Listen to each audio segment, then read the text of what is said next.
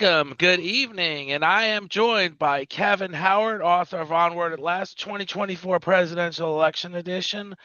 But Kevin's got a couple of irons in the fire, and the book is incredible. We're always going over the book page by page because it's really something we need to really delve into, and and he's also got his own podcast, Breadcrumbs, which I love, and he gets into detail about how things, if they're not working for you, what are we going to do about it? And I don't think they're working for a lot of people. Right now, he's on a road trip. He just went to a session, and he's going to talk about it more because he just told me about it, and I'm excited about it. But actually, just jump right in and tell us about the meeting and some other stuff. Really, what you just told me. Really, jump right in, Kevin. I also want to say this, though, before I let you jump right in, is we are rolling out our second podcast. It's called A Chair Across the Aisle. It's Okay. already, and this is probably going to be published on that maybe if we stay on this topic because me and Kevin get deep into politics, but today I'm not sure we're going to do that. So we'll see how it goes before we decide where we're going to publish this. But um, jump right in. Hey, Coach. So good. Always good to be with you, Coach Trippy, and the audience. Thank you so much for showing up today. Yeah, I am on the road. I'm on Interstate 5, driving from Seattle, Washington, down to Vancouver, Washington, which is on the southern border of the state of Washington, and right across the Columbia River from Portland, Oregon. And I was attending a meeting with some really interesting, innovative people called 90. And what it is it's a climate and sustainability incubator. It is a group of people. They have a beautiful space in downtown Seattle. I mean, there's individual offices, there's work rooms and stuff like that. There are conference rooms, big kitchen, they got coffee, they got, snacks, all that good stuff. And the point of it is of an incubator is to bring different people in the entire food chain of a particular subject matter. So in this case, these are people who are working to try to address climate change, trying to address greenhouse gas emissions, or trying to innovate energy efficiency products and climate tech, and investors looking for great ideas to invest in, startup companies, technologists. So it's all types of folks. And here I came to the table as a consultant in the climate space, as a longtime former banker. I'm looking for investors to help some seed funding for an idea that I am trying to address the housing affordability crisis. Right now in America, we have a situation, maybe not in the great state of Florida, where Coach Trippy is, but around the country, we have a situation where if you do not own a home, the average middle class household in America cannot afford to buy a home in the average American city. This is a first in U.S. history, right? This is how bad the housing affordability crisis is. And the reason why it got so bad is because housing, the home price, the home value of the median American home, standard home, went up since we came out of COVID. It went up from $340,000 as the median household value to over $440,000 by January 2025. And at the same time, the went up 30%. The cost of borrowing. You used to be able to get a 30-year fixed rate mortgage for 2.9% in January, February 2021. And now it's at 6.4 to 6%, right? Which is way down from the 8% it was in 2023. So the cost of money is dramatically higher, and the price to buy a house is dramatically higher. And the combination of those two things have priced out most Americans, flat out. So if you own a house, it's a good time to own a house, but you're locked in. And if you don't own a house, your chances of buying one is remote.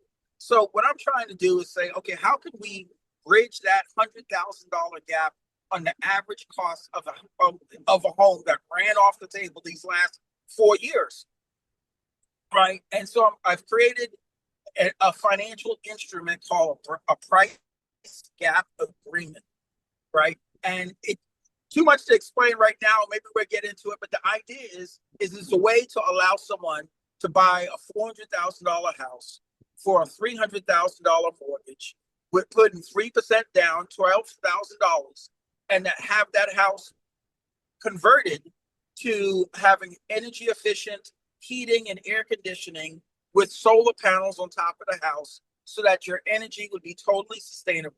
That whole thing, and again, you purchase it with a $300,000 mortgage for a $400,000 house, and the product I'm trying to get is going to bridge that gap, right? And so I'm looking for investors to seed this idea so that we can do a proof of concept phase, because everyone got to make sure the stuff works before we bring the heavy dogs in and start talking about hundreds of billions of dollars, right? And so that's what I'm here in Seattle, or was in Seattle, meeting with folks at 9-0, and I tell you, I was well received. I signed up as a member for 9-0. You can look at them online. They're a really interesting group of innovators, and we'll see what happens. So that's what I was doing, Coach, and I really appreciate the opportunity to be talking to you.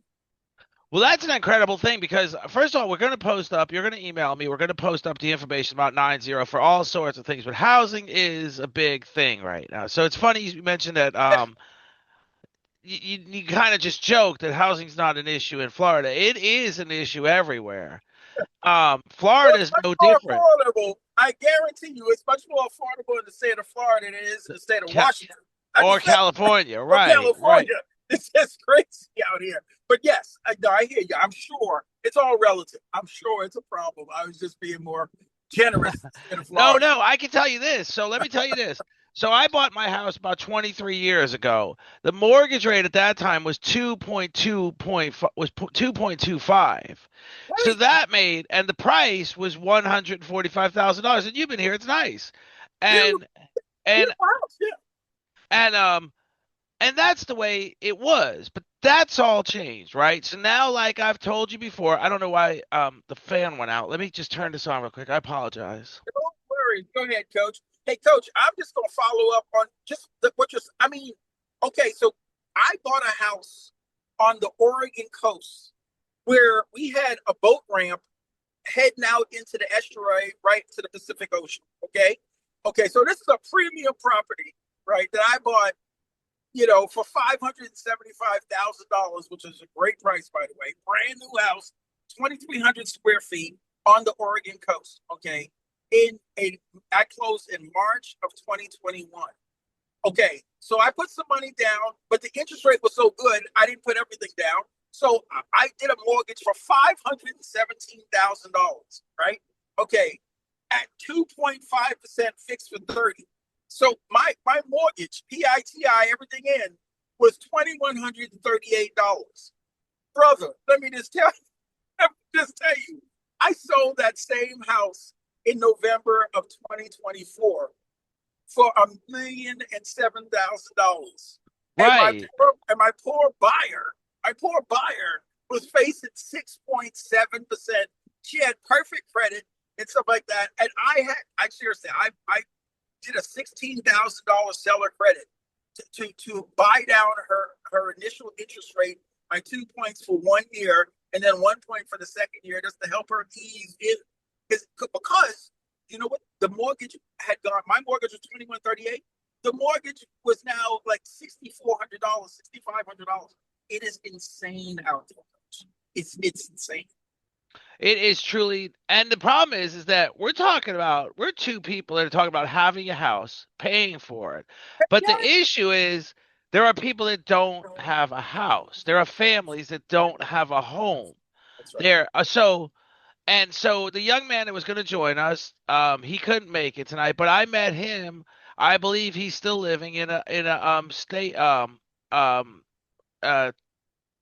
like a hotel, a weekly rental. You pay a fortune for those units, and it's one bedroom. It's one room. You wake up, you roll out of bed, and you're looking at your kitchen. Yeah, it's a studio. Exactly. It's a studio. What's going on in the rental market is if people who normally would be able to afford to buy a house can't afford to buy a house, they're bidding up the price for rent. and rents are running off the table. Now people who rent, many families who rent, they're paying over 40% of their take-home pay on rent, right? The historical upper threshold for affordability for housing is 30% for rent, 30% for rent. And this is rent. You don't get any tax benefit for renting. It's all after tax. It's all taxed income. It's like that. You get no right. It is a nightmare what's going on with people around the country out there. No, it's absolutely scary. And so when you talk about where I live, they're literally, I see them, homeless people everywhere. We're in my community. Like I know, I see them I stop to get gas. I see them just wait, just killing time in front of the convenience stores. Then they ride their bike off into the woods behind I-4, under I-4, whatever it is. And it's unfortunate. It really is. And it's concerning. And so you have this idea for a startup, which I just think is great because again, the young man I was talking about has 4 kids. So I don't know that all 4 kids and himself are living in this small unit. They're it's not unusual for in Florida for like a Motel 6 to have the school buses stop there every morning and pick up kids to go to school. I mean, really, no, it's true. I mean, it's hard. And the thing about it is, we got to do something about this. And so when you look at the landscape of, well, who has the resource to take care of this? Historically, as Americans, because we have a free market and we believe in capitalism, and it's always served us well, no doubt, right? Always served us well. Okay, when we have these situations, we typically look to the government to try to help people, give people a hand up so that they can get themselves together. The problem is over the last 33 years, we have charged up $34 trillion in additional debt since 1992 to 2025. 33 years, $34 trillion in debt. Now, the problem with that is if that $34 trillion, and let's be clear about what that is in federal debt, that is $34 trillion more. That's the government spent $34 trillion more than the taxes they brought in. That's why it's debt. Okay. So where did that excess money go? Because the government spent it and it went to the private sector, right? The government didn't spend it to the government. They spent it to the private sector. Okay. And we could tell where it went. It didn't go to the bulk of the American people.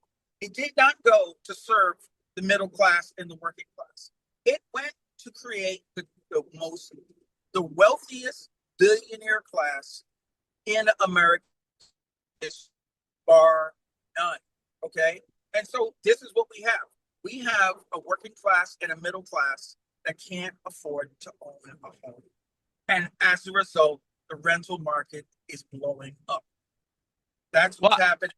And we got to fix it, or seriously, we can lose social order in America. well, absolutely. I told you the story the other day. I ran into a lady. She'd been renting a house for years. Are you still there, Kevin? Oh, I'm here. Here. Okay. Can you So see I me? told you I ran into a lady. She's been renting the same house for years and years. Apparently, the story goes that a doctor was accumulating these rental properties. Over the course of time, he's gotten about 150 rental properties. A couple of them, I don't know what percentage, are some small strip centers, some small, for the most part, they're single family homes. Then now he's 83 years old. He married a 50-year-old. She has no interest in owning 150 rental properties. He is going to turn over the family keys to the car to her, and she's going to sell it all. Who knows if a hedge fund's going to come in and buy them all at one lump sum? This lady, though, so let's get right back to the lady, this one particular renter. She knows that this doctor lost control of the whole situation, never raised a rent in 15 years, never even just accumulated more homes. When this new hedge fund comes in and pays for this bundle, or I'm just thinking out loud, this new hedge fund, I'm You just know exactly what's going to happen. Yes, right. it's going to be And the she market told rents. me she knows she's gonna wind up on the street. She can't even pay more anymore. If there were incremental raises over the course of time, maybe she'd have been in a better position. Maybe, probably not really, but or maybe just by the grace of God, she got 15 years of peace in her life as far as rental costs are concerned. But she knows the next thing coming. is she's going to be out on the street. She's exploring something we talked about, living in a van or converting a van to a home or A lot looking of for a Americans trailer do. somewhere. Yeah. So these are real life stories. These aren't the when we talk about the news and we're talking about the bundles and I'm talking about individuals that I'm running into just being the podcaster I am, I guess you would say, or being the person I am, the inquisitive person I am. And so and then when you talk about the national debt, people need to realize, like you said, first of all, the national debt accrued and the accumulation of wealth accrued, and it kept the concentration of wealth is really getting more and more concentrated. But where did that debt come from? So you said the government owns $33 trillion right now. Well, probably 40-50% of it was from the Social Security funds surpluses. Believe it? No, it is not. I cannot.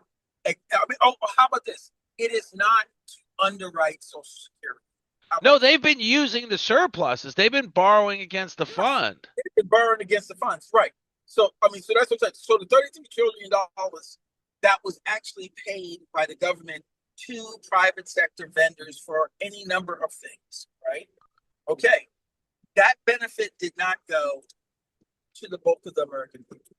No. I mean, if you spent 33, $34 trillion and you invested in highways, high speed rail, uh, public education, access to job training for skilled labor jobs, the trades, and I mean, you would have free healthcare, free education, free vocational education.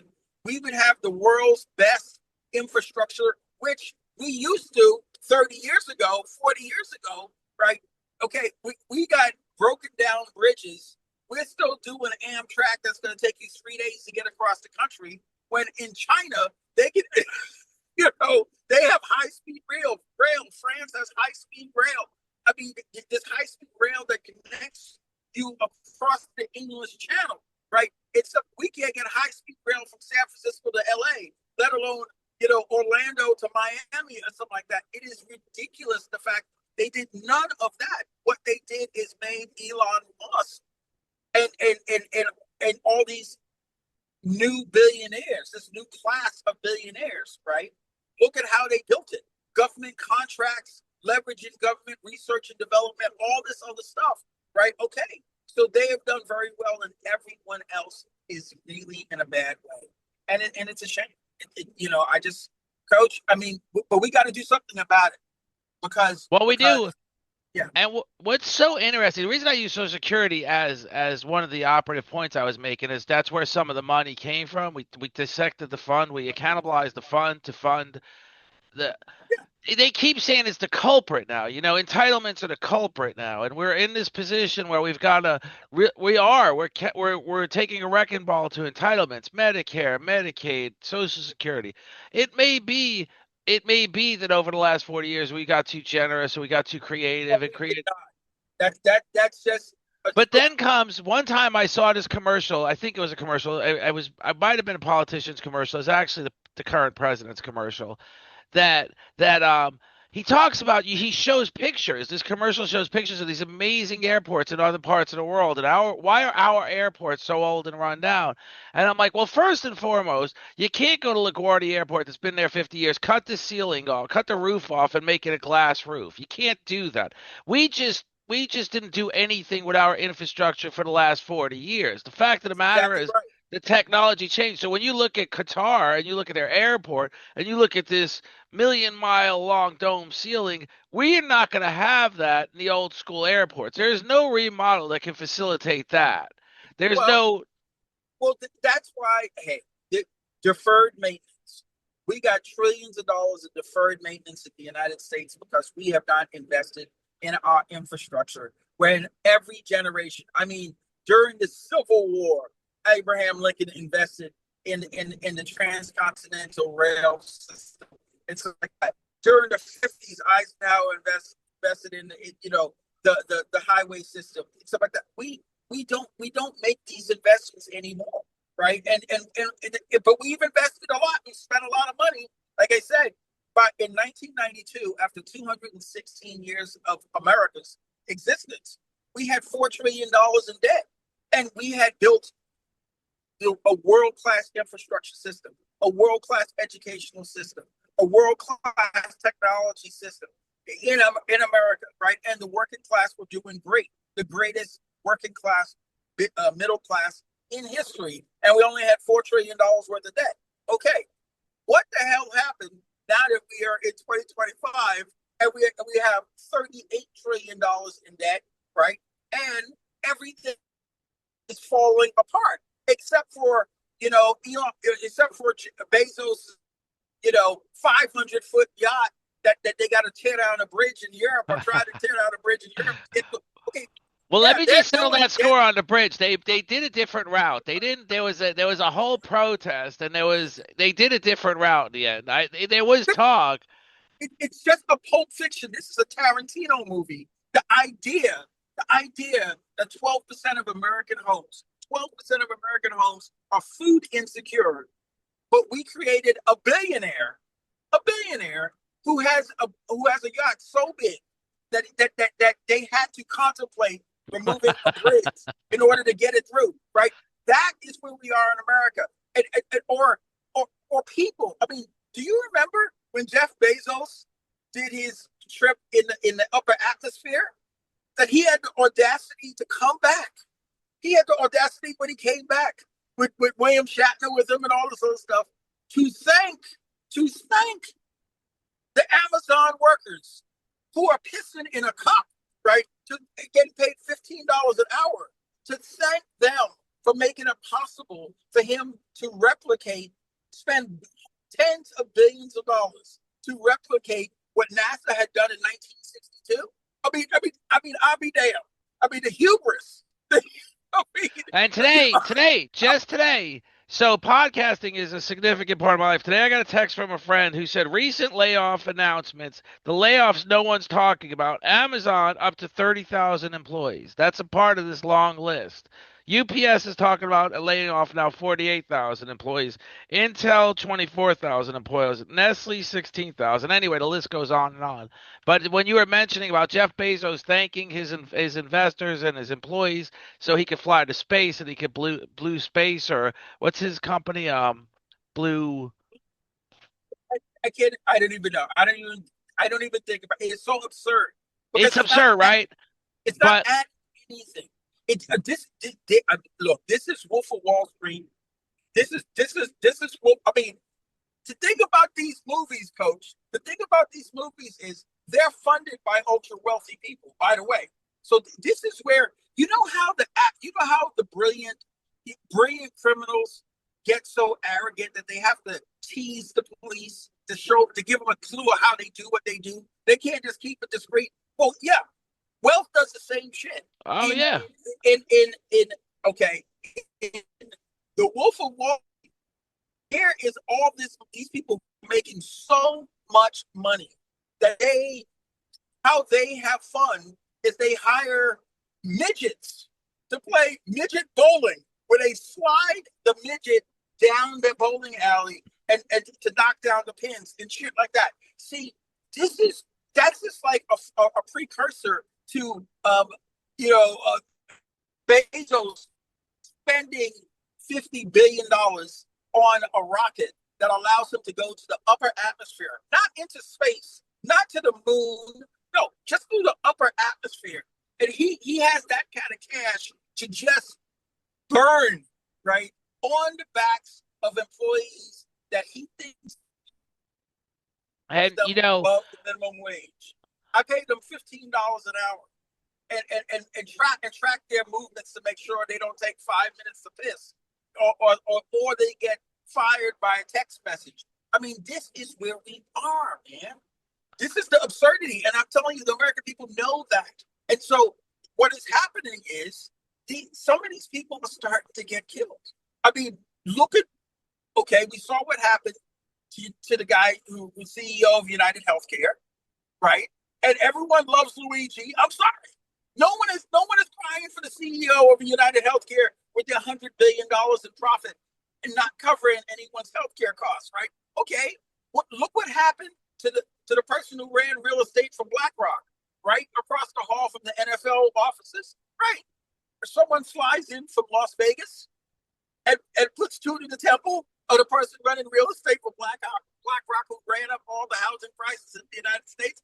Yeah, I'm telling you, the American people are having enough of this. And so these billionaires better watch out. I'm not threatening them. No, but Their gaudiness, their hubris, they lavish, they throw away more money than people make in their entire lives, and they think nothing of it, while people are really suffering out here. So I'm I'm trying to be part of the solution to help people to bridge this gap. Because at the end of the day, if we don't help each other, we will lose our country. well, not only that, so a couple points on that. When we talk about infrastructure, it's kind of funny. I went on my Facebook page, my high school Facebook page, and I looked at my old high school 40 years ago. It's still the same building. And that building wasn't doing well when I was there. I mean, simply put, I mean, truthfully, what I did see is they replaced the windows to probably more energy efficient windows because our windows, literally, when it rained, the water would come in. So I'm sure that was just an absolute necessity as 40 years passed. But and so I said, you know, what's funny about that is there's a school in Washington D.C. It's called Sidwell Friends, and it's actually run by Mormons. And it's in this incredible school, and it has a functional ecosystem. Like it's got teaching kids about environmental stuff. It's got, and then you go to the cafeteria, something I talk about all the time. The cafeteria uses real plateware, real silverware, real glassware. The kids have vegan options and vegetarian options, and real meals, not mozzarella sticks and a chocolate milk in a paper bag. And I'm like, how is this so hard to just do that across the board in America? And again, it's if as wealthy of a country as we are. I mean, people at the end of the day, people understand if we didn't have it. It is the fact that we have it and we waste it and we flaunt it and the way these billionaires do, right? You know, we lavish it on athletes. We lavish it on actors, right? You know, while the teachers, while the plumbers, while the electricians, while the technicians, while the people who actually keep the trains moving, you know, like the railroad workers, right? I mean, you would think, I mean, seriously, no vacation, no sick time. I mean, ridiculous. And when they go on strike and stuff like that, while the railroad industry is just making historic profits and stuff like that, what does our government do but force them back to work without any major concessions? I mean, this stuff is going to break. I mean, people, it's not that people are not working hard. It's not that people are getting lazy. It's not technology is simply replacing them. It is not. It It's is. got nothing to do with that. It's not nothing I've to do with argued that. that. And then they keep arguing the point that jobs keep going overseas, and I keep arguing that point. Stop with the jobs going over. There's automation. There's other reasons why certain jobs have gone away. And you've got a president who says North Carolina start building furniture, or China's not getting bringing furniture over anymore. And it's like I actually happen to remember a funny story when I was a kid. There was a truck. It used to drive by our house once a week or so with a trailer with North Yeah. Carolina furniture. And he'd sell the whole truckload every you'd see him down to by the time he got around our area, the truck was sort of down to bare bones. But one time we did buy some porch furniture for them, and it was really nice stuff. And I know that business is gone now, and I know that probably that guy was doing fairly well. But to talk about that is one particular instance where maybe China did take over the reins. But you know, the funny thing about it is We gave them the reins to take over. We changed the trade laws. You know, it is amazing how wealth has used our values to cut our own throats. Okay, do you remember how the Republican Party made the argument back in the 80s and the 90s that the problem with collective bargaining is that it violates your right to work? They framed the anti-collective bargaining laws, the union busting laws, as as right to work laws. And the reason why how they did it was the argument that they made that people actually bought was that, okay, if so, let's say you have a company with 100 employees, right? and 75 of the employees are non-management employees. And so a majority of the 75 non-management employees say, you know what, we'd like to organize a union. Okay, so you organize a union. In order for the union to function, they charge dues. So, they have to hire professionals who do this full time to negotiate on behalf of the employees. Okay, so what the Republican Party made the argument was just this: it violates your right to work if the union comes in, the majority of the employees vote for the union, and the union says you cannot get the benefits that we negotiate unless you join the union and pay the dues, right? And the Republican Party made the argument that this violates your right to work, that you should be able to get the benefits from the union even though you don't pay the dues, and that the price for you not doing that should not be that you can't work. And so they convinced labor, particularly in the South and in the Midwest of the United States, that this was violating their freedom to work. And they passed those laws. And did American labor find out how that screwed them. And the same thing with this notion of free trade. So freedom as the right to work, freedom as the right to trade means that Apple can scan the globe and find the cheapest labor in any market, the lowest environmental costs, the lowest regulations in any market, so that they can have the lowest possible cost on their iPhone, while they then turn around and sell it back in the U.S. market, right, at a premium, right? Leaving American labor to work over in Office Depot for for $15 to $18 an hour, if that, right? It's something like that. When they used to have manufacturing jobs, textile jobs that allowed them to afford a house, right? And this was sold to us as free trade. And who can argue against freedom, right? Only that freedom was used to put you on the street. Freedom was used to put you in a situation where 12% of American families don't have the freedom to buy food. They are food insecure.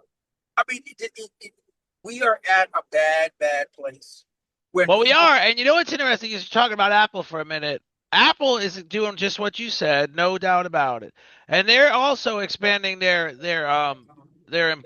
manufacturing base in India now. Like you said, they're searching all over the world, and they're looking to really expand their manufacturing base in India. They've actually opened two beautiful stores in India. Steve Cook even went to visit one of them during the grand opening, but it had nothing to do with what Apple's really trying to do in India. These two beautiful stores were opened, and India is a very pedigree country where so these two beautiful stores are in very affluent areas of India, but it has nothing to do with the way the people of India are living, where the majority of people cannot afford a phone.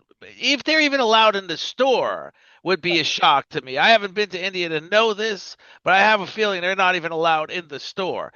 But just fascinating to me that they can't even they've literally got in the hundreds of billions of dollars stashed in overseas accounts that they don't even bring back here and pay taxes on, but they can't even manufacture phones here, and that would be a good paying job. That would be a $25-$30 an hour job, and that would put you at let's say $30 an hour, $1,200 a week, $60,000 a year as one of your incomes. You would be okay with another partial income coming in from your spouse to have a nice home. But there's been no initiative and it hasn't, there's been no initiative by the current administration either to say he talks about it a lot but doesn't get a lot done yet. Not yet. I'm not debating the point that it may ultimately, but I haven't seen it yet. And I'm just saying, if there were that initiative, it would be incredible to see a big factory, an Apple factory with a big Apple with a big bite in it, and people clocking in at $30 an hour. And we haven't seen that yet. And that would just be a nice thing to see. Well, Coach, in order to do that, your point is well taken. In order to do that, you would have, because Apple is making a lot of money making iPhone in the suburbs, well, in rural China and in South Vietnam. And Well, their And so, flavor for and China kind of went away after COVID. They were kind of concerned about the whole thing shutting down for well, COVID. So, well, well, it did. Oh, but they haven't moved. No, no, hold on now. no, they're looking to India Everything and is other back. places, though. Yes, they're looking to other places that do not include the United States, right? And so what I'm saying here is, in order to convince them to move their manufacturing into the American market, where they would have to pay Americans, right? And they would have to deal with American regulations in terms of, environmental protection and such like that, and labor laws and benefits and insurance costs and all those things, right? You have to. This is what the tariff fight is about, and they're not going to Trump can say, President Trump can say whatever he wants about imposing these tariffs. That's not real to these massive multinational U.S. based corporations until they become permanent. And okay, so this is being challenged in the courts, right? And as I've said multiple times on our podcast, right, he's going to lose at the Supreme Court because the basis by which tariffs are a tax. That's the authority of the Congress. The Congress have not given the president the authority to do this. He's using emergency authority to do it, but he can't do it. He can't use emergency authority for a permanent change. He's trying to impose permanent tariffs. That would induce these companies to come back to the U.S. market. Well, when the Supreme Court rules, now if they say he can do it, I don't think they're going to do that. But if they say they can do it, then you're going to see Apple make a move. Then they have to adjust it and take it seriously. I think the court is going to strike down his ability to do it. And then he will turn to Congress. And he has just this Congress. He can't trust what's going to happen at the midterms. He's got to immediately shift over. And if you look at, the senator from South Carolina and the senator from Connecticut, I mean, is it Connecticut? Yeah, Connecticut. He's got two senior senators, one Democrat, one Republican, who are basically saying that they're ready to give him the tariffs, and they got 80 votes to do it. But in the Senate. In the Senate, right? Oh, he'll get the House. The only question is whether he can get the Senate. Well, the House is pretty contentious because one, they don't really have a giant. They have a slim, marginal. But here's the thing: once the Senate was to pass the tariffs and Trump is on the, yeah, they will whip the thin majority in the House, and he will get this. That's what it's going to take. Either the Congress has to give him the authority, or the Supreme Court has to affirm he has the authority. Once that happens, and that means he can really do it, then you reallocate the billions of dollars it takes to move manufacturing back to the states. That's why it hasn't happened yet. But the thing about it is, and this is where I think you ought to give credit where credit is due, is he is using this bully pulpit about the tariffs. This is what the tariff thing is all about. It is absolutely about taking away the profits that American multinational corporations make by lowering their costs, by taking manufacturing into these markets and then selling it back into the United States at a premium. That gravy train should be over. It has driven corporate profits for 30 years.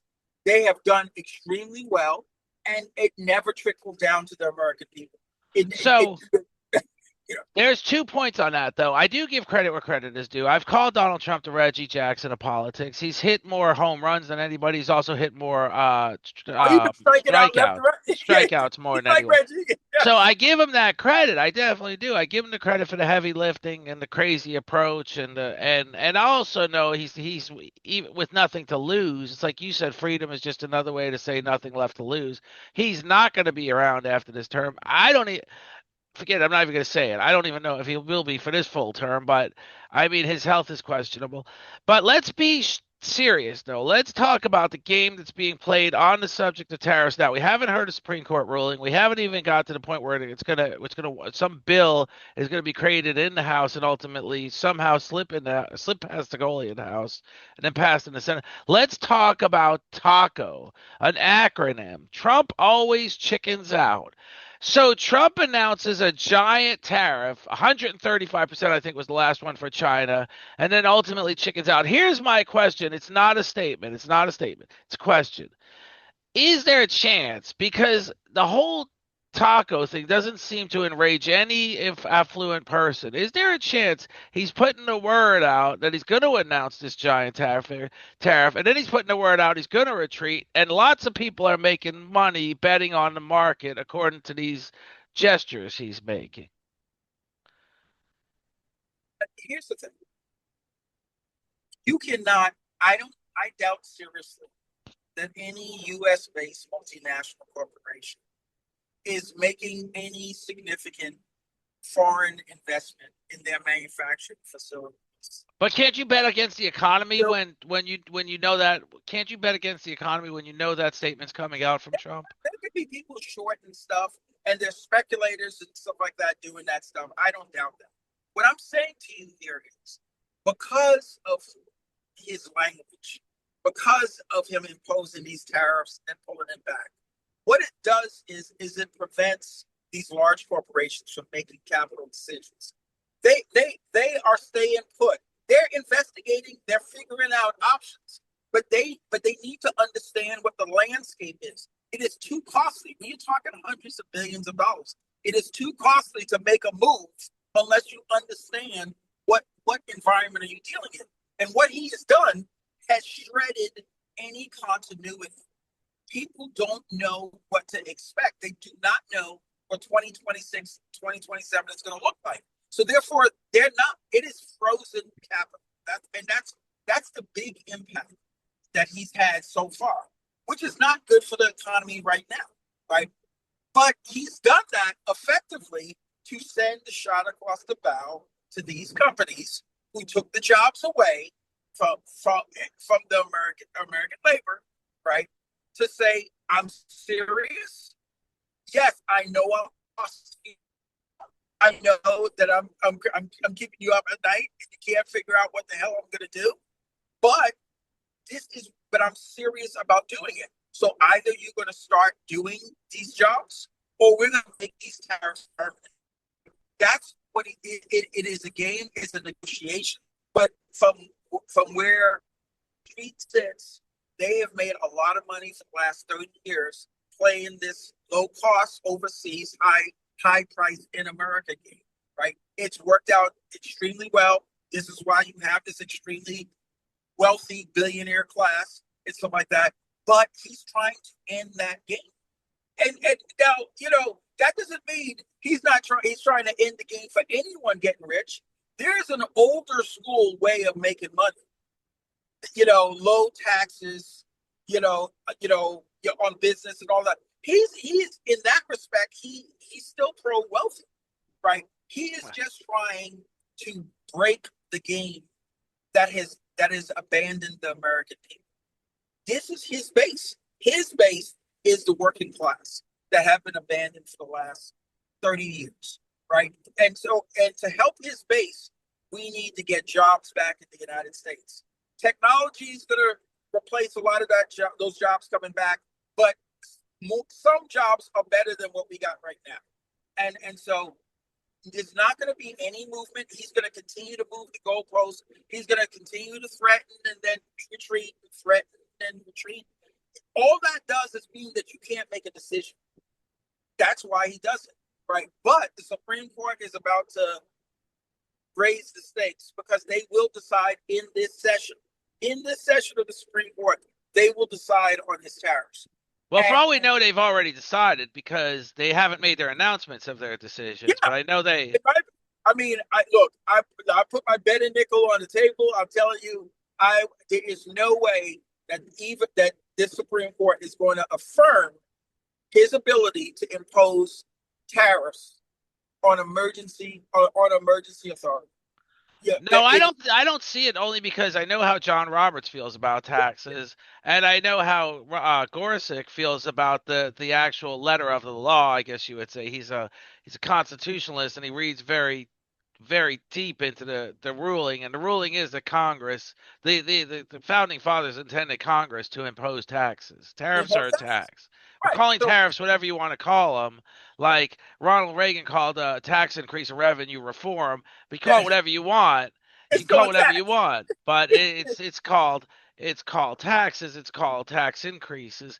Now when you say and you said it, his base is the working class. His base is the working class but no other reason than by default. He hasn't delivered on anything to the working class just yet. Well, but We see okay, the economy contracting right now. Now, like you said, it's a long game with costs and pain. I get yes. it. I've heard it before from him, I think, or more so from Elon Musk than him, but who was at the time a very good friend of his, and now that friendship seems to have dissipated. But the fact of the matter is, he has not delivered on the promise of any sort of delivery on for his base. Nothing's gone their way so far, and they're still his base, which is still an anomaly in and of itself. But they're Well, still his base. coach, I mean, I get, okay, you say this because so far that's absolutely true, but what are we talking about? He's not changing the price of a postage stamp that would just take the Congress to vote on it and it's over, right? We are talking about reversing globalization, which has created the wealthiest billionaire class in US history. And those people who have benefited from globalization are fighting him tooth and nail. So this is like seriously taking the weakest team in the National Football League and putting them up against all the all stars in the Pro Bowl, on one team who give them 6 months to practice together and then have at it, right? He is fighting against, even though he's the president of the United States, he's fighting against extreme wealth, right? And they have power, and he's doing it on multiple fronts. I mean, what he's doing against the military-industrial complex and trying to end the war in Ukraine, what he's doing against the Israeli lobby and trying to end the genocide in Gaza, what he's doing against the multinational corporations to end globalization, to reverse globalization and bring the jobs back to the U.S. market. All those things, my friend, is just incredibly um, hard to do. I mean, I Well, mean, you're it's, it, incredibly I mean, it's, enthusiastic about his approach and his determination and his perseverance and his. But the no fact of one the else matter has is, tried. generally, No generally one else has speaking, tried this. no one has, and I've never disagreed with that. No one has, Right. and he is doing it. I'm not arguing that point, but generally, the measure, the yardstick has been what is the success story to be told. Like even Ronald Reagan, and he was known as a lunatic in the beginning. He was not a popular president in the beginning. Everything he presented was kind Mhm. of like outlandish. And this is even more so like that. But there's still that anomaly that people just believe in him more than they believe in Ronald Reagan. Now, what I think they believe in about him is the fact that he is this flamboyant billionaire, and they're just so desperate to level up. They're so desperate to get ahead, to finally start affording groceries again, to finally start paying their electric bill again, to finally start telling their kids you can go to a theme park here and there, that they see this guy as their one beacon of hope.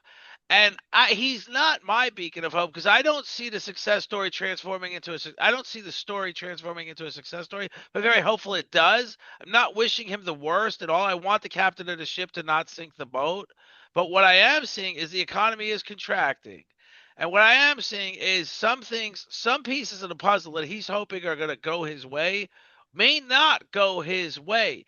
Because when we talk about how is the Supreme Court ruling, we both agree that it's probably going to be a 7-2 ruling against him. Because there's two guys that seem to always vote for him no matter what it is. That that Yes. that that it's going to be probably Oh, realistically be a yeah. seven to Leno two and vote Thomas is and voting for him. Daniel You're right. Alito, and for Yeah. whatever reason they do it. They're the Supreme Court justices. They got the lifetime nominations. Let it be. Let Clarence Thomas be Clarence Thomas. Let Daniel Alito be Daniel Alito. Whatever. Let Trump be Trump. I get it. But if it doesn't go his way, and the economy continues to contract, and generally, as history sees it, if the economy contracts as far as it's contracted now, whether the government releases the reports or not, he's going to lose the midterms in a big way, and he doesn't have much to lose. lose. In the House, it's like 2 votes. I mean, they were You even. keep on, Coach. You keep on saying that. You keep on saying that. So let's talk about the alternative. No, Let's no. seriously. Let's talk about the alternative in a No, minute. But do no, you believe? Do you believe if the economy contracts, and it is starting to show contraction, do you believe possibly he'll lose the House? no, no, No. I don't. Okay. Why? You know why? You know No, I why? don't. Because the Democrats are even worse. Okay, what does the current polling data say in terms of the American public's confidence in the Democratic Party managing the economy? The economy is contracting, right? Because it's in flux. I mean, what is it supposed to do? This is a 27, $28 trillion economy, and you have the president threatening tariffs all over the place, taking a blowtorch to the federal government. So while all these changes are occurring, yeah, the economy is not blowing and going like it was, It happy is days a year contracting. ago. It's not blowing and going. It's Yeah, contracting. it's contracting, of course, because it's in the transitional period, right? Okay. Okay. What I'm saying to you here is that what alternative do the American public have? Well, I'm going to tell you. I'm going to answer that question when you allow me. Let me answer it when you Let allow me me. finish. I'm not done. Okay. Okay. Okay. What I'm trying to say to you here, is that you can say sitting in a nice house, and I'm not saying you're Richie Rich. I'm saying, right, you're not his base. What was the alternative? You think the American public who had been betrayed by Clinton, betrayed by W, betrayed by Obama, we're going to go ahead and betrayed by Biden, we're going to go ahead and elect Kamala Harris, who could see nothing that she would do differently. No, I Okay, don't. then. So what choice did they have? I I mean, want you to make it tell me when I sound can like answer that okay. question. Yes, no, I'm not. I'm not done yet. You talk about the midterms. You talk about the Yes, midterms. that's the Right? question I want to Okay. answer. Who amongst the Democratic Party? What congressional district do you see? Do you see just burning it up? Oh my God, the Republican is on the ropes. I'm sorry, man. If you look at the status of the Republican Party in the eyes of the American public, in the local polling, in the regional polling, in the national polling, it's worse than the Republican Party. Just understand that. Okay, it's worse than the Republican Party. No, the Democrats have to offer the American public a better alternative. If all they have is, Papa Joe, and talking about we're going to return to the good old days of what? What good old days? That's the problem with the Democratic Party. It's been when is the last good thing the Democratic Party did for the American Can people? I respond though to the Now midterm you can question? respond. The midterm question is simple to me. It's the micro. It's the house. When you're talking about, hang on, pause. Let me just explain to you Yeah, go. what I'm thinking. When you're talking about are they going to lose the House, this is what I'm saying. It's local representatives beating the doors down saying, what's going on? We can stop. And they're making a personal connection with people. That was always the intent of the founding fathers, that the House makes a personal connection with the community. Yeah. When people tell me we're going to take back the Senate, I say forget it. Stop the dreaming. We're not going to take back the Senate this time around because senators have a 6-year term. They're flawless. They can do nothing. They can do everything. They can get away with either or. In the Coach. House, though, in the House, a representative can literally go to his community and say, "We can stop the bleeding. We can stop the crazy approach." And there's a chance he's going to lose the House. When you say as an overall There's picture, no when chance you he's going say, to hang lose. on, as an overall picture, do people have confidence in the Democrats? No, they don't. But when you're talking about an individual communicating to individuals, camp in Florida, there's 40 some representatives. That's 40 people across the state, both Republican and Democrat. Democrats could take some seats back even in Florida. That's why Trump has engaged in this whole redistricting thing with Coach, I Texas. keep on saying you are generalizing. Let's go to AOC. Okay, I'm from the Who's going to Bronx. keep her seat though? Is she? Is she? I hope Okay, not. let me just I tell you. hope not. Let me But just tell you from Jenny on the block from the Bronx who came in like a firecracker and now is Nancy Pelosi. No, Go No, look at her district and look at the people in her district and tell me that the people in her district think that the a politician that they elected is the same person who ran an upseat and unseated an incumbent Democrat, right? I am telling you, she is just as bought as the incumbent she replaced, and they see it for what it is. I don't understand. What you think the American people are stupid?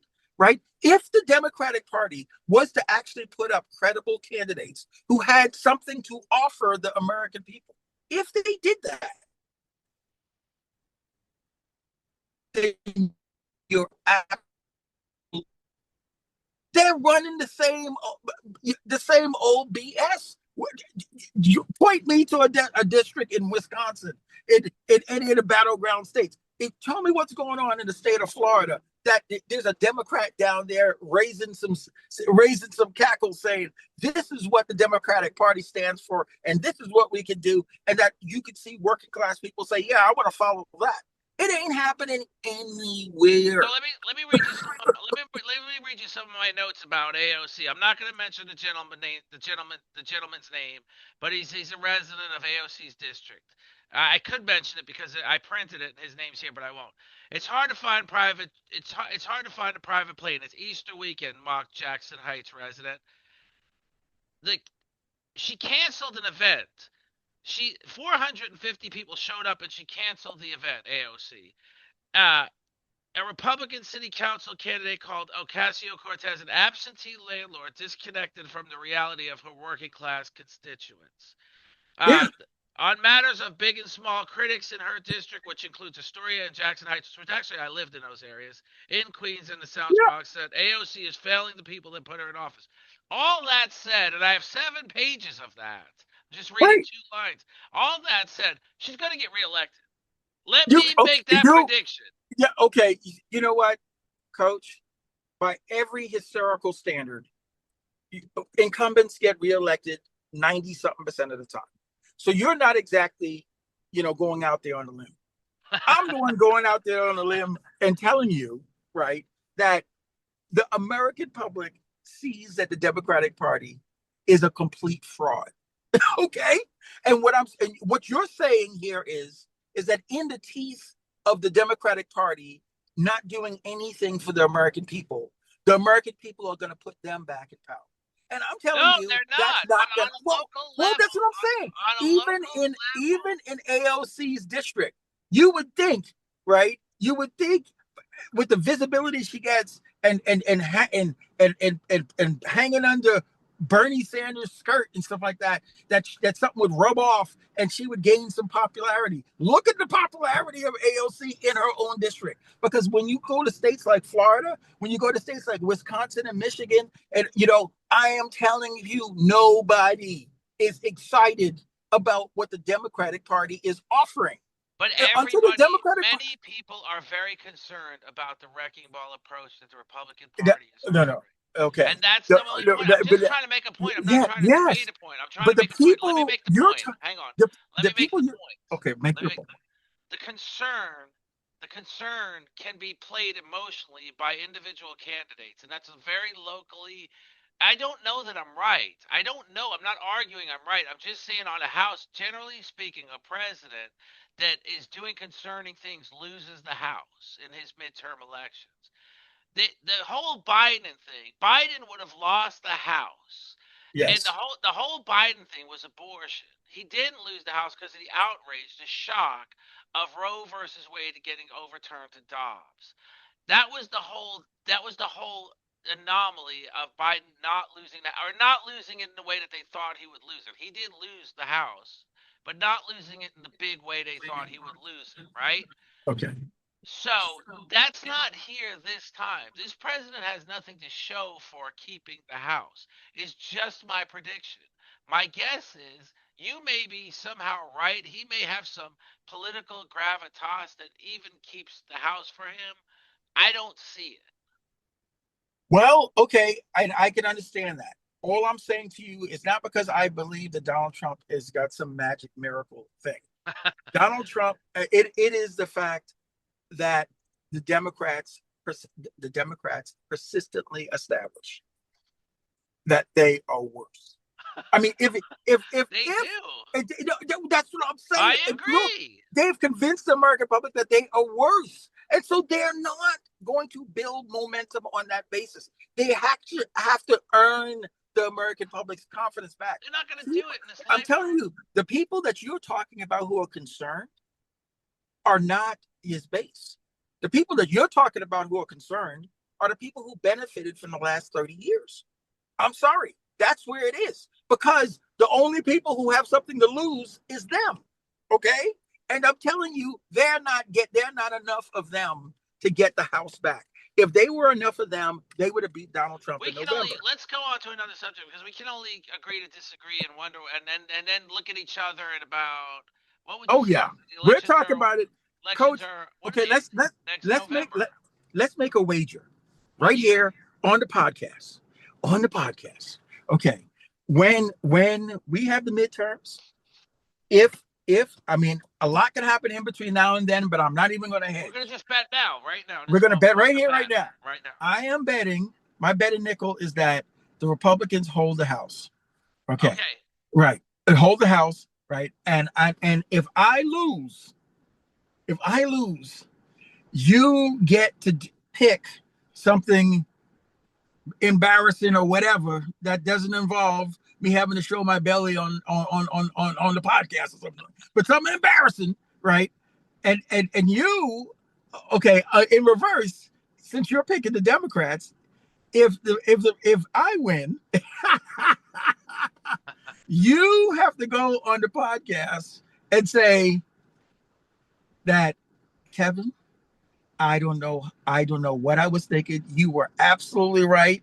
I I was would say absolutely that. I wrong. would say I that. have Just no idea. You are the king of predictions. I mean, you just have to just yeah, well, you'll praise just have that. to email me that quote. We'll formalize the We're bet. You just formalizing, yeah. but in reverse, you get to. I Mine gets to be a surprise, but it's no belly you're shot. you're right. We can't do anything that would scare the kids. No, But we don't want to scare the but kids. We don't want to be but cancel culture. We cancel don't want culture, to. right? Okay, but I'm putting wait, but yeah, then we could put it to bed. We'll see what happens because we don't know. We're taking our No, we best can't know. educated And then just guess. keep talking about it. Like I can keep throwing fire shots out there, and you can, but how do we know? And frankly, I today I because we rolled out a new Facebook page, and I posted on its chair across the aisle, the Facebook page for the new podcast. If I can actually find it, because for some reason I can't seem to find it all the time, but and then right now I can't see. It was a Yeah, pretty Coach. Let's talk about this new podcast. Share across the. I love this idea. I love this no, concept. so it's less political. This is going to be. I think this is where this podcast is going. We wanted to go less political, but here, so I wrote this. This is the first chair across the aisle post for me. It said, history will go down like this. He was a social entrepreneur, not a political activist. He raised awareness, not money. He didn't have much of an ego, only a desire to be the voice of reason.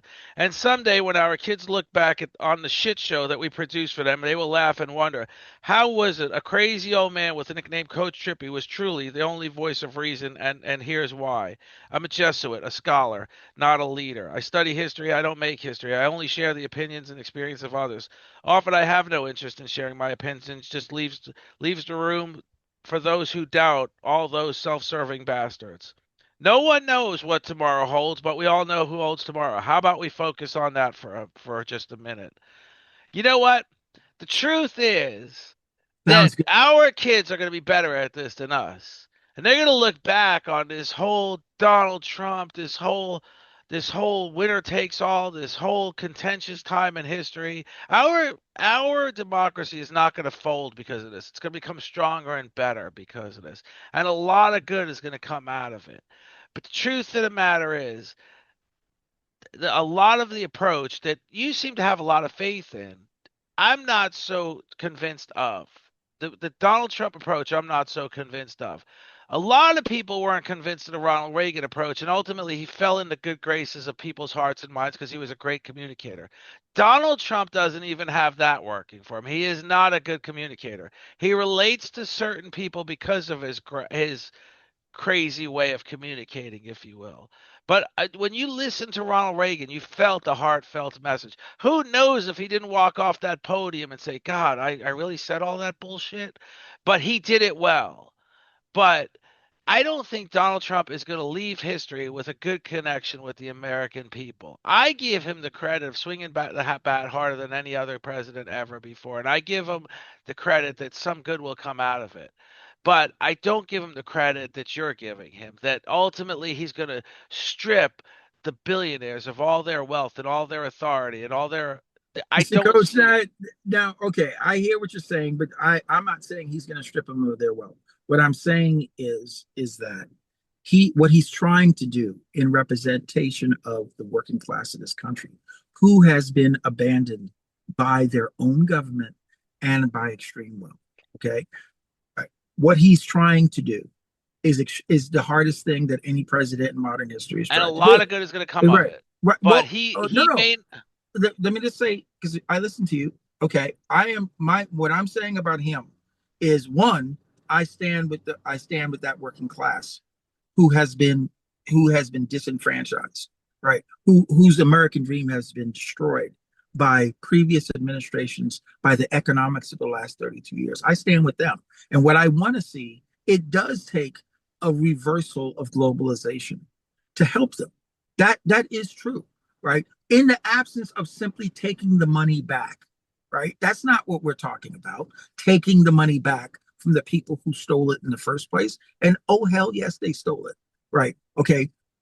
That's not what we're talking about. But if we're going to reverse globalization, the economics of globalization is to allow our businesses in the United States to produce their products in a lower cost market and sell them back into the United States at a premium.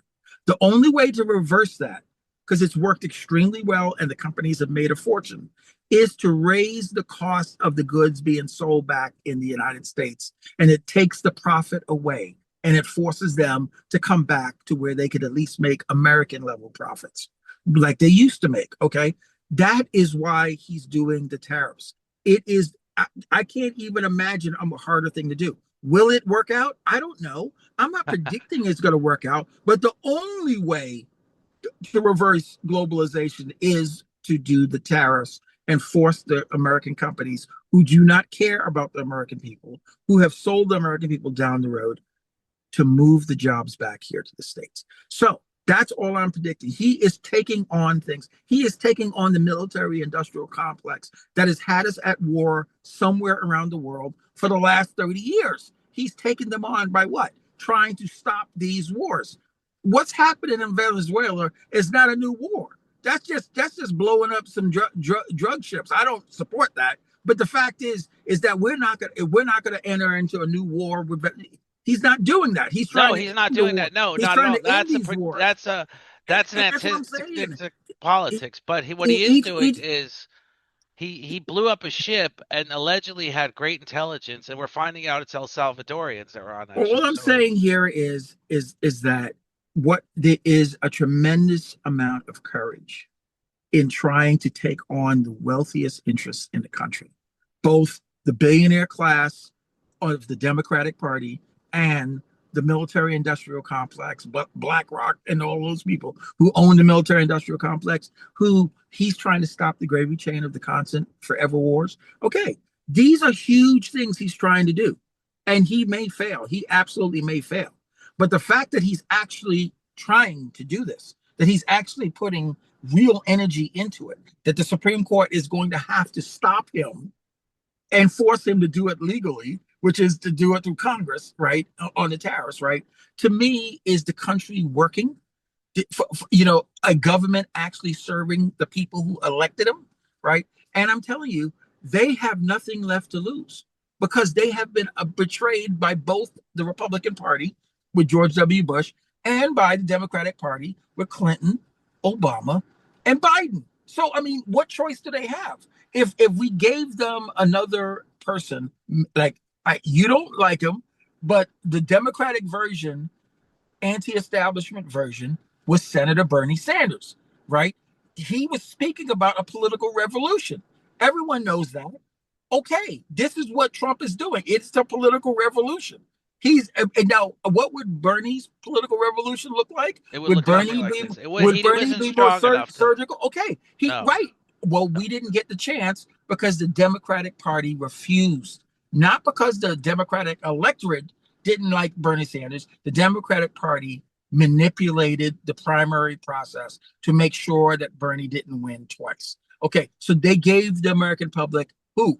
Hillary Clinton in 2016. They get, I mean, Joe Biden in 2020 No, and no, stuff but like that, and remember, Kamala Harris in 2024. These are the people the Democrats put up. That's why Trump wins. That, I mean, no, no, we know that, but remember one thing about Bernie Sanders. First of all, he wasn't strong enough to make the kind of changes that to initiate the maybe kind I of don't. We waves will that never know that, we'll Coach. never know. Yeah, we'll never The know that. other thing is too is that when you talk about the Democrats and you forget the fact that Hillary had the opportunity to make him to make him her vice president, and she just was convinced she had this election.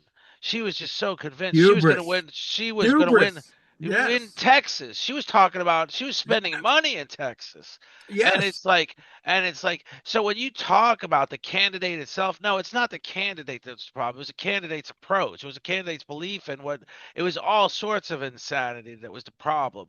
So the rule of default for Donald Trump has always been that the candidate he's running against is significantly perceived worse than him. So it's how he won twice, and nobody comes back from the life support, the death of a candidate, presidential candidate. He runs again and wins. Nobody's ever done that before. But it's the fact when Kamala Harris literally said on the View, "I wouldn't do anything different," because again there was this convincement, there was this established mindset. I'm gonna win. There's no doubt about that. I'm going to say this because I'm going to win. So if it costs me 2 points, it costs me 2 points. Why bash my friend Joe Biden? Well, I'll give you a good reason to bash your friend Joe Biden because he didn't do nothing about the border. Just say that. Just say Just say that. that. Yeah. If Since nothing else. hey, But no, so no, she's going to win. She's going to, and this is the Democrats' overall belief. So when yeah, you say, is Jeff Rabinowitz a Democrat?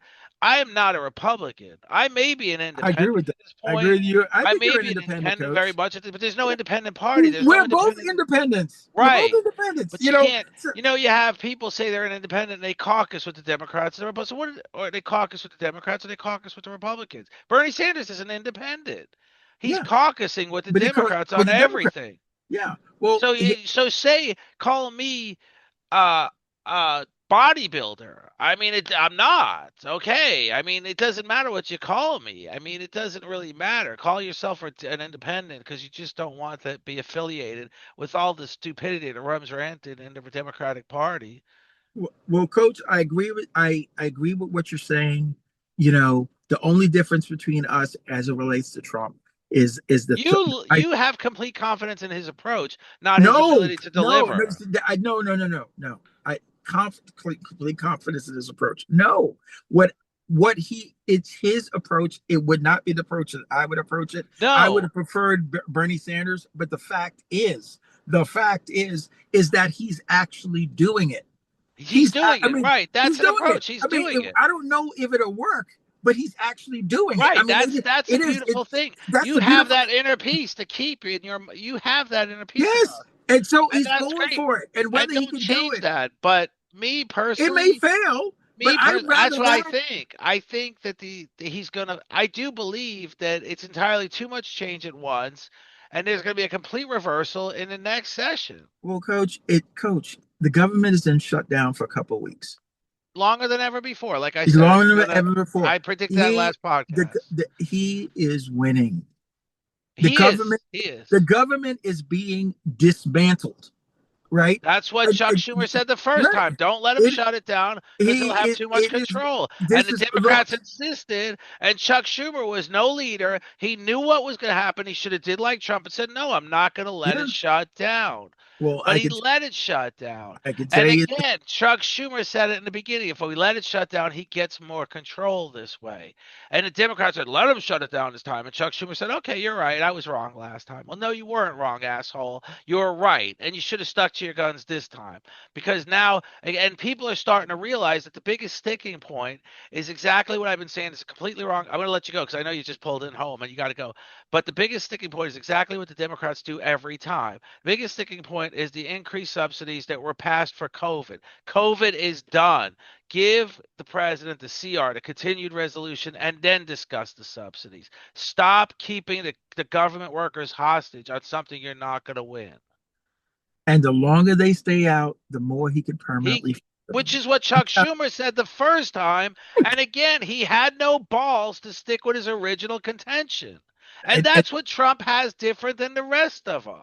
right. Well, here's the thing. That is him winning. Now, Yes, what the effect unfortunately, on the yes. American public will be over time, we will have to This see. government shutdown sucks, and it's hurting But, a lot of people. I yeah, don't. right It's hurting now, a lot of government workers, and there's going to come yeah. a point where military people are going to get hurt. It's just wrong. Well, Give the president the CR. the, Stop the the bullshit. this is where okay, November 1st, when the food support, watch. Okay, look, we this thing can get scary. Well, And when you talk about food support, if one child dies because of this government shutdown, I'm out. I am no well, longer a I, Democrat. I'm just telling you, that's what I'm saying. This is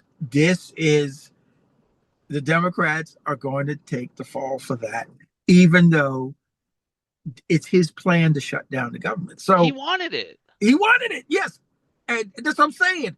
The problem with the Democratic Party is that they're actually worse. And and the American public knows it. I mean, look, I think you can't get two better politicians in terms of how to talk to the American public, in terms of building trust in the American public. I think you cannot get two better politicians than the Democrats had in Bill Clinton and Barack Obama. And I'm telling you, so you if I that unless you have something better than that, right, right, the Democrats have got nothing. The No, American they, public, they yeah. No, those I two completely agree, but politicians this is going to lead broke. into a whole nother conversation. And I Yes. know you just got home. Kevin Howard, podcaster, breadcrumbs, the Can I author, can I Onward and talk for a Left. second before we go, Coach? Yes, About sir. I okay. So this is Wednesday. This is launch day. I launched episode 5. How extreme wealth broke the U.S. economy. I It's going to listen to that, and we're going to check it talk about out. that. It's on YouTube, it's on Spotify, it's on Apple Podcasts, it's on Patreon. And if I'm you getting on really want to Patreon join too. if you really want to join the conversation, come on and join the breadcrumbs community. $10 a month. Come on, people. We can make this thing happen. Right. But here's the thing. I name names. I put all the receipts out there. Everything is verifiable. Extreme wealth did this on purpose, and the people, the politicians that they own, did it on purpose, and all those politicians are doing extremely well, Democrats and Republicans, while the people who elected them have a nostril and a half underneath the waterline. And that's where we are in America today. Kevin, we are going to do. I think we're going to do this again next Wednesday night. Let me just I'm see. all This for week, it. this week for me is a shit show, but I think I'll be all caught up by next Wednesday night. So you'll get Sounds my good, text. brother. All Sounds right. good. But hey, thank you everyone for listening. Coach, you put a bow on it, my friend. Yes, sir. Check us out. Check out Kevin. His book is incredible. Onward and Last 2024 Presidential Election Edition. His podcast, he's just launched episode 5. It's an incredible conversation he engages in. I love it. I listen to it. Like he said, it's available on Patreon, including all the other avenues. And the And name is Breadcrumbs, a podcast for people who know it's not it's working. not working. It's not working. And I'm Coach Trippy, the voice of reason. History will Indeed. go down. History will go down as the crazy old man was the voice of reason, and we are launching the chair across the aisle because this conversation wasn't even really clearly political. So I think it could go either way, and it might just go on both. It might just go on both. Hey, Why that would not? be It's great, my Coach. Either rules. way, It's my there's no rules. rules. It's Coach Trippy rules, right? When it comes to this, it is. All right. Thank you so much. Go home, enjoy your wife. Go home, enjoy your home. I'm glad you Indeed. got home safe. I feel like I'm confident of that. You're home, right? Yes, I'm home now, so we're Yeah, all get him. good. Go Thanks so get him. Your much, wife's Coach. waiting for you. Thank you, Kevin. Indeed. Thank you. You Talk take to you care. Be soon. well.